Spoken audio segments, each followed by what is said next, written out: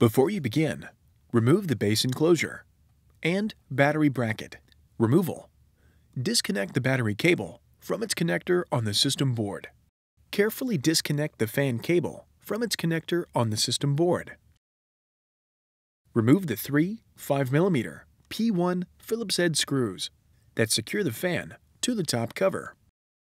Lift the fan off of the standoffs on the top cover and remove.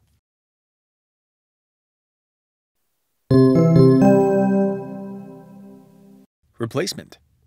Place the fan onto the standoffs on the top cover. Replace the three 5mm P1 Phillips head screws that secure the fan to the top cover. Connect the fan cable into its connector on the system board. Connect the battery cable into its connector on the system board.